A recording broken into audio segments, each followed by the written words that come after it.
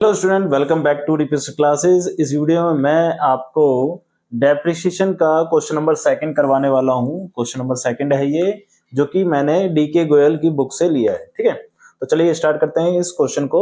और अगर इस क्वेश्चन से पहले अगर आपको मशीनरी अकाउंट समझना है, डेप्रिसिएशन समझना है, तो हमारी इंट्रोडक्शन वाली वीडियो जरूर देखें।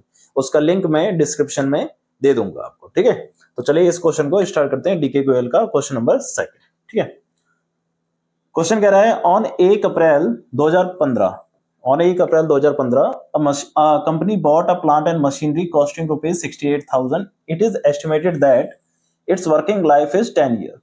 तो आपने 1 अप्रैल 2015 को, 1 अप्रैल 2015 में मतलब 15-16 में, ठीक है, 15-16 में पहला क्या करा आपने कि एक मशीन परचेज करी है। कितने रुपए की करी है आपने? 68,000 की। ठीक है, 68,000 की मशीन है और इसकी वर्किंग लाइफ कितने ईयर की है? 10 ईयर्स की। कितने ईयर्स की है? 10 ईयर्स की। At the end of which it will fetch rupees 8,000, यानी कि फैच का मतलब है ये बिक जाएगी कितने रुपए में? 8,000 में। तो इसकी स्क्रैप वैल्यू भी आपको दे दी है क्वेश्चन में। तो स्क्रैप वैल्यू कितनी दे दी है? 8,000 रुपीज। ठीक है, इस तरीके से पहले लिख लेना। आगे कह रहा है addition are made on 1 April 2016। तो 15 के बाद 16, 1 अप्रैल 2016 मतलब 16-17 में, 16-17 में आपने दूसरी ट्रांजेक्शन करी है कि परचेज करिए अनदर मशीन। परचेज करिए अनदर मशीन कितने रुपए की? रुपीज 40,000। कितने की? 40,000, 40,000 रुपए की मशीन आपने परचेज करी है। और इसकी स्क्रैप वैल्यू कितनी है? रेजिडुअल वैल्यू को ही क्या कहते हैं? स्क्रैप वैल्यू कहते हैं। ठीक है ना, रेजिडुअल वैल्यू को ही क्या कहते हैं? स्क्रैप वैल्यू कहते हैं। और यहाँ पर लिख लेते हैं, स्क्रैप वैल्यू दे रखी है आपको क्वेश्चन में। इसकी स्क्रैप वैल्यू दे रखी है आपको कितनी?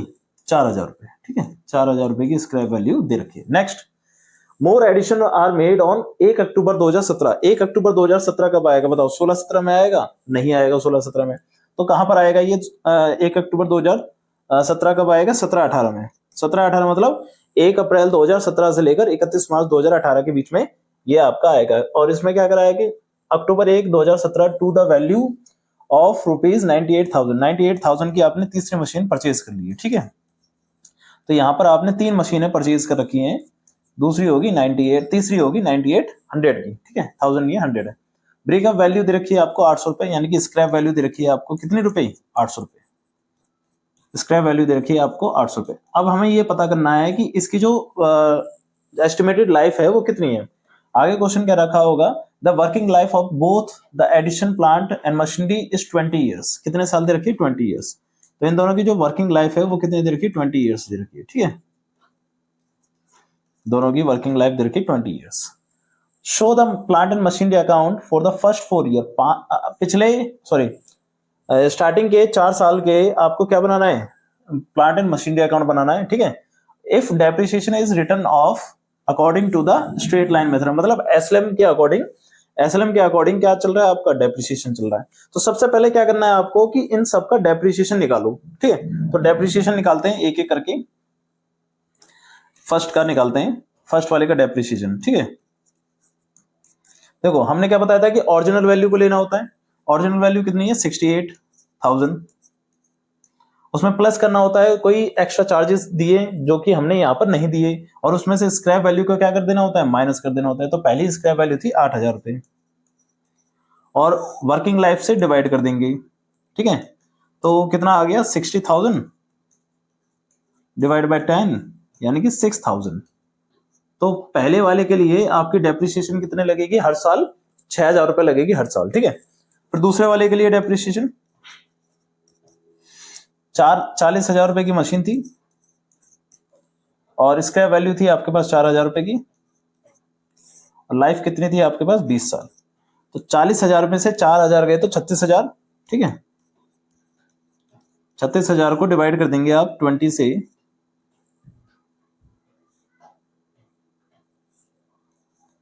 तो ये आ जाएगा आपका कितना? 1,800 रुपए। ठीक है, कितना आ जाएगा? 1,800 रुपए। थर्ड वाले की डेप्रिसिएशन कैसे कैलकुलेट करेंगे कि मशीन की वैल्यू थी 9,800 रुपए, उसमें से 800 रुपए स्क्रैप वैल्यू के थे, और 20 साल तक मशीन चलेगी। तो कितना आ गया? 9,000 डिवाइड बाय 20, तो कितना आ जाएगा आपका? 450 रुपए।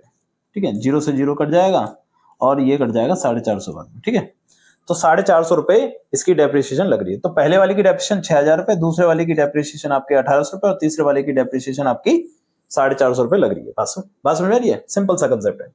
अब इसमें क्या करना है कि आपको अकाउंट बनाने हैं, तो अकाउंट बनाते हैं हम। ठीक है, अकाउंट्स मेंटेन करते हैं। देखिए, प्लांट एंड मशीनरी अकाउंट बनाना है आपको, प्लांट एंड मशीनरी अकाउंट।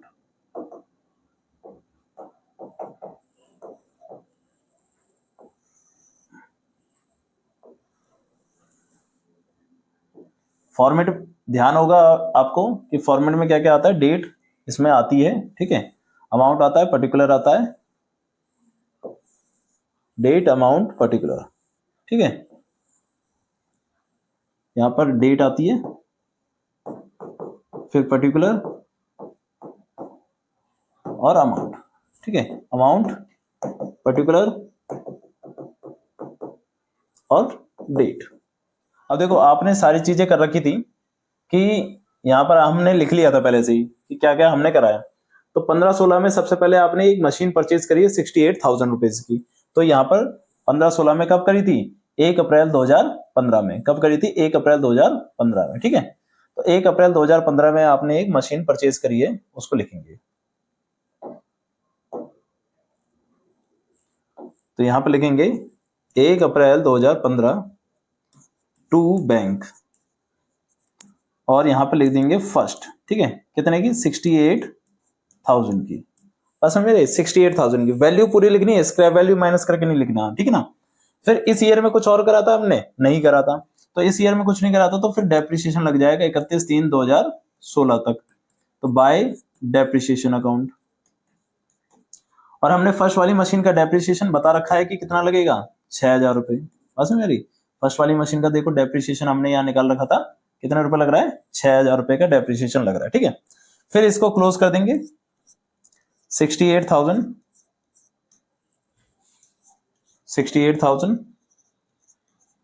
जो दोनों तरफ वो लिखा जाता है जो बड़ा होता है, तो 68,000 बड़ा है, तो 68 में से 6 गया तो 62,000, और ये हो जाएगा बाय बैलेंस CD।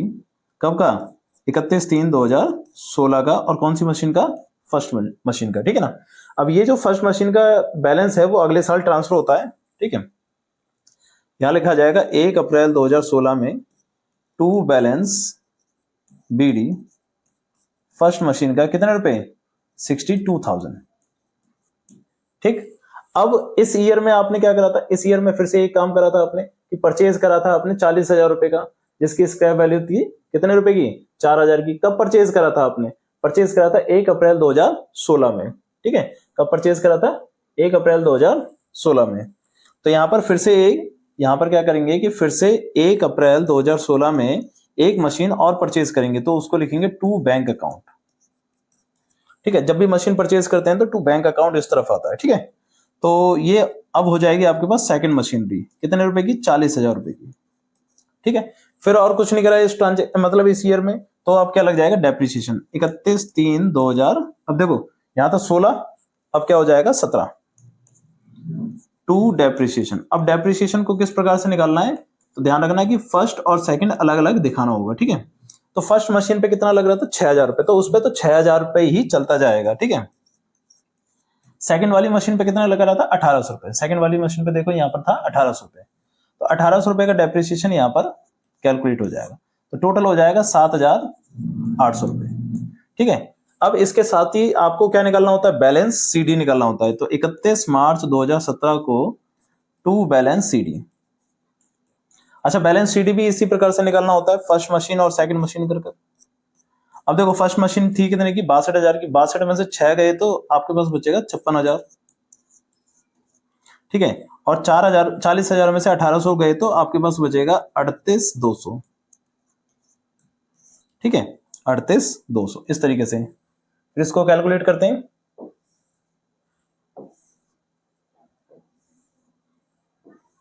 आपको जो डेप्रिसिएशन मशीनरी अकाउंट बनाना है वो कितने साल तक बनाना है? 4 साल तक का बनाना है। ठीक है, अब इसको कैलकुलेट कर लो। तो इस तरफ का था 62 और ये 1,02,000 आ गया, ठीक है ना, 1,02,000। फिर 1,02,000 और उसमें से 78 माइनस हो जाएगा, तो ये माइनस हो जाएगा, तो ये आ जाएगा आपके पास 95, यानी कि 94,200, 94,200 इस तरीके से 94,200 आ जाएगा, ये हो जाएगा 94,200, ठीक है। अब यही जो बैलेंस है ये इस तरफ आ जाएगा 1 April 2017 to balance BD, first machine second machine. तो फर्स्ट मशीन कितने की है, 56,000 की। सेकंड मशीन कितनी है, 38,200 की। टोटल मशीन कितने की है आपके पास, 94,200 की, ठीक है। फिर इस ईयर में भी आपने कुछ ट्रांजेक्शन करी है, क्या ट्रांजेक्शन करी है, इस ईयर में भी आपने एक मशीन परचेज करी थी, कितने रुपए की, 9800 की।